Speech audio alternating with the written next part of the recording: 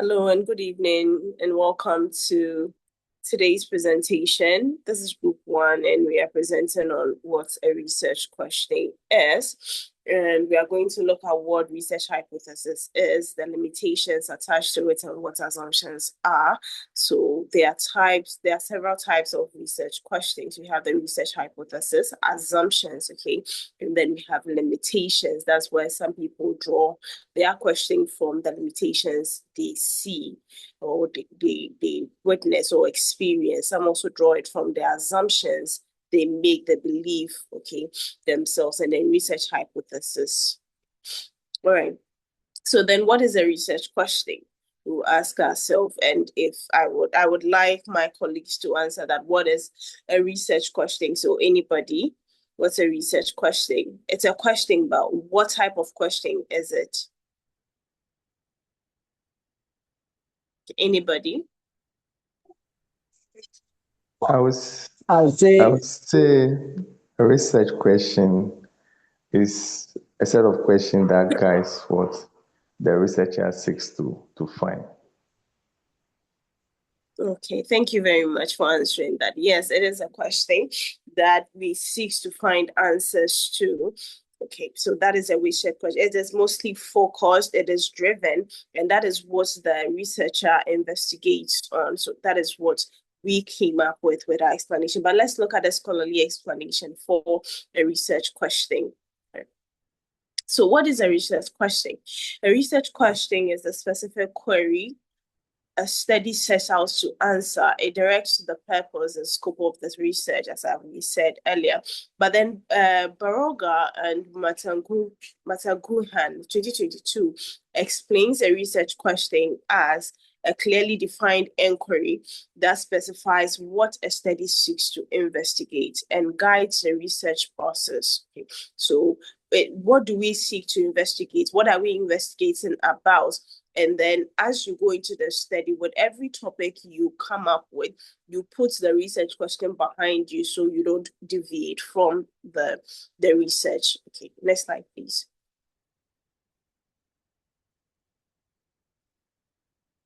All right. So example of a research question. Okay, maybe we are saying it's an abstract form, but what is some example of a research question? Here we can see what is the relationship between study habits and academic achievements among senior high school students. So this researcher is looking at the study between the study habits and academic achievements among high school students, okay? And then he or she posed this in a questioning form because this is what is going to drive the whole research. Another one, is there a difference in academic performance between students who study in groups and those who study individually? And so this researcher seeks to see if there is a performance difference between students who like to study alone and those who like to study in groups. And then this has also been posed in a research question form. Okay, so we are going to look at the type of research questions, and I'll leave it to my colleague to continue from here. Thank you. Okay, thank you. We'll be looking at types of research questions. And let us look at the scholar definition of research questions. Now, according to Baroga and Matanguha 2022, a research question can be varied based on the research type.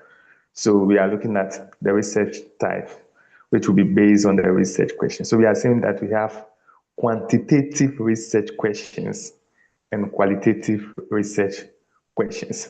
Now, when we talk about quantitative, we are saying that the quantitative asks about relationship, comparison, and characteristics in numeric terms.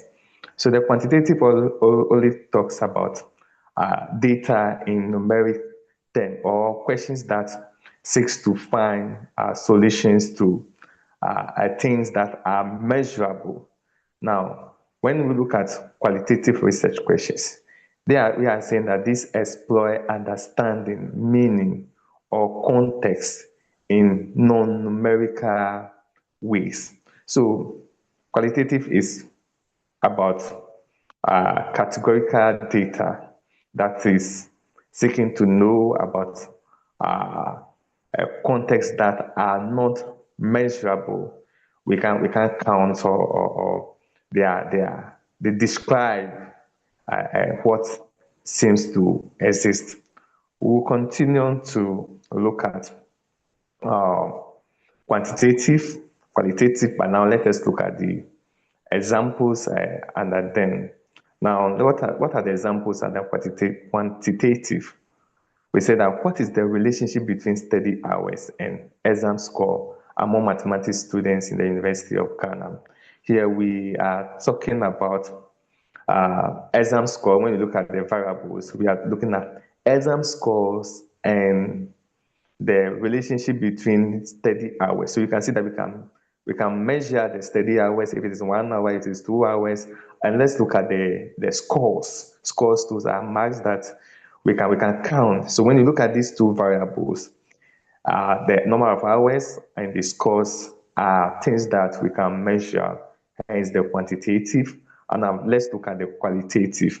The qualitative is how example and the qualitative, how do level 100 mathematics students in University of Ghana describe their study habits? Okay, so now we are going to look at this variable, study habits, and level 100 mathematics students. So you can see that the study habit is not something that we can actually count or measure, but it is something that we can put in a category. How do they study? Is it in a normal or average, or something that you can actually count? We would like to move on to look at a research hypothesis, and that will be carried out by Brother Chris.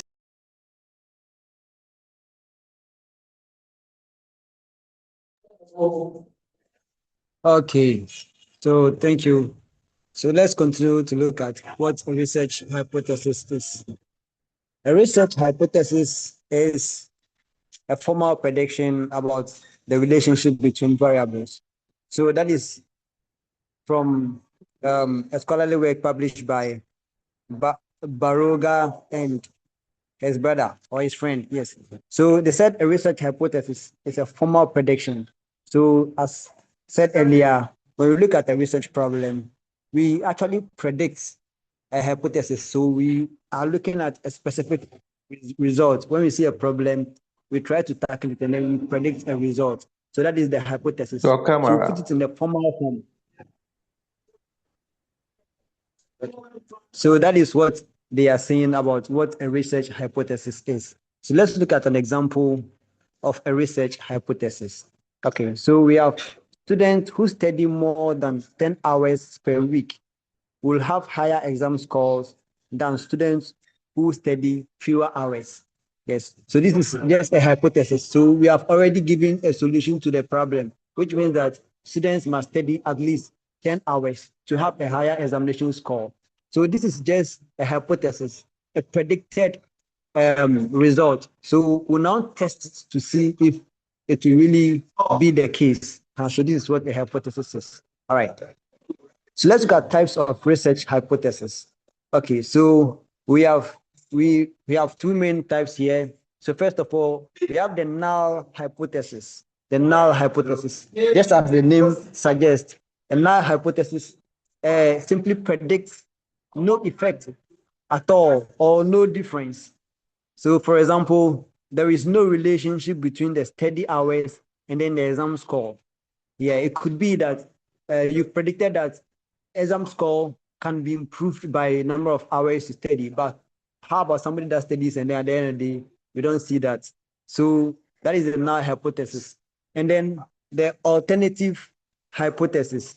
So this predicts an effect or difference. It predicts that an effect or difference actually exists. Do you understand? So it means that if higher study hours, if you study more, higher study hours will increase the exam score, then this should be able to give us the result. If we're able to get the result, then we say this is an alternative one, or like it can also predict that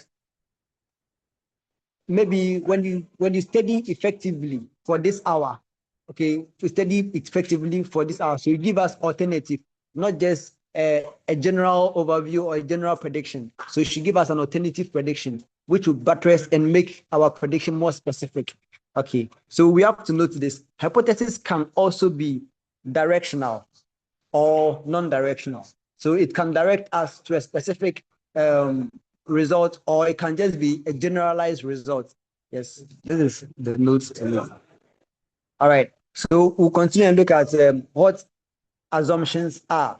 Yes, so in research, there are a lot of assumptions. Okay, so let's look at what assumptions are. So in our own view, we say assumptions are beliefs taken as true without evidence in the study. So any belief that we come up with, yes, and we say, oh, this should be the case in this research problem, this should be the cause, or this would be the result. These are just assumptions. That is what we believe. But so actually, these beliefs, these assumptions form the foundation. Yes, they form the foundation of our research design and then interpretations that is built on. All right, so let's look at an example. In a survey, researchers may assume participants understood the questions as intended. So maybe you are using a questionnaire or you are doing an interview. Some way, somehow, maybe the people you are interviewing don't really get the concept that you are putting across, but they just answer. I remembered one day I had a questionnaire to answer in the BAM library, and I didn't know those times I was very young and then new on campus, so I didn't know much about the BAM library. Some of the answers I gave doesn't really tally, but maybe the researcher then probably might not be a student of university organization, so might just take it like that. Yeah, so this is an example. All right, let's move on. Okay, so why assumptions? Why assumptions? All right, so in qualitative research, as we saw earlier, in qualitative research, interpretations and results depend on researchers' perspectives. Yes, so it could be of the researcher's perspective or the context understanding, the understanding of the context. That is, assumption influence how meaning is constructed from data. So in a research question, we just pick data, we construct an assumption out of it. So this assumption is what we try to interpret, and then we base our research on.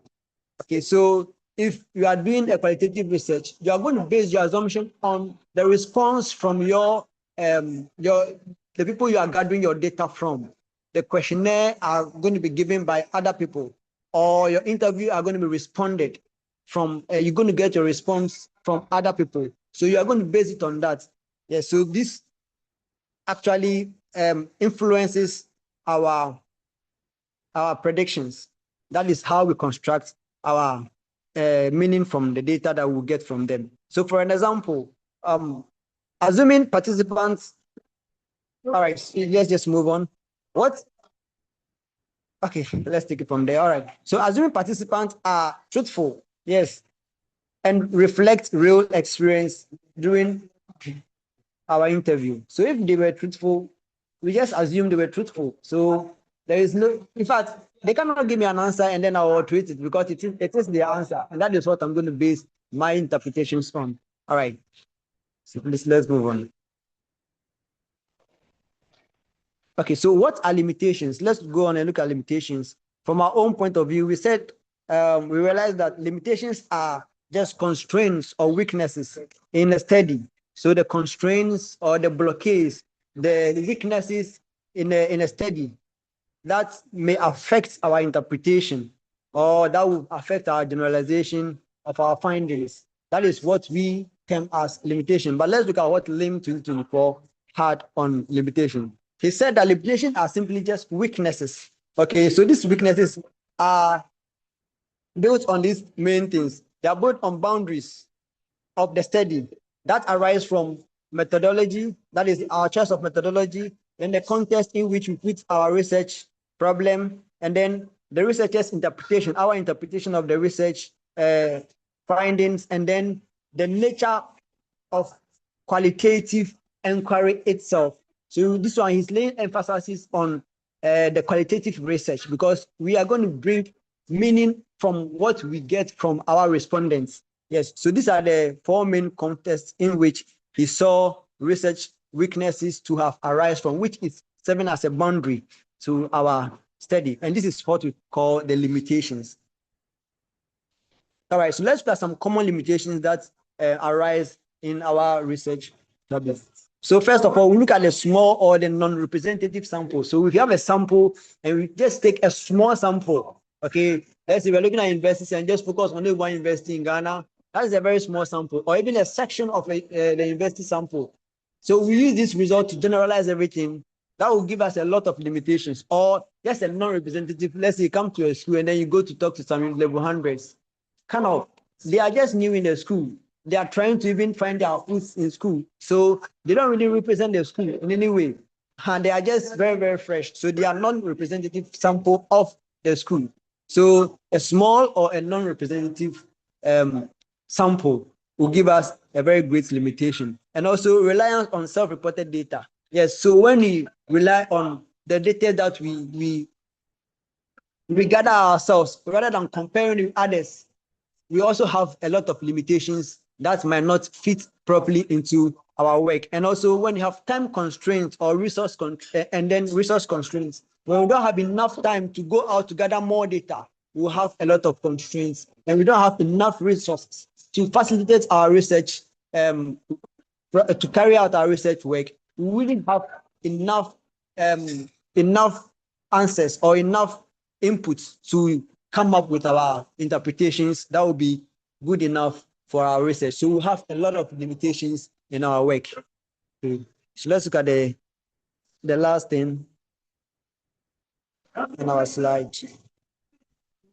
Okay, so these are some examples of common limitations. So first of all, look at using a small sample size, as I stated earlier, limits how results can be generalized to a whole population. Yes, so imagine you use just a small size. We have an example here by Lim, but then imagine use just a small size. You go to a school and then take only 2 students from the school, or just first years 2, maybe JHS 1, and then you take answers from them, and then you generalize the answer as the whole school's response. That will be very, very limited to your research.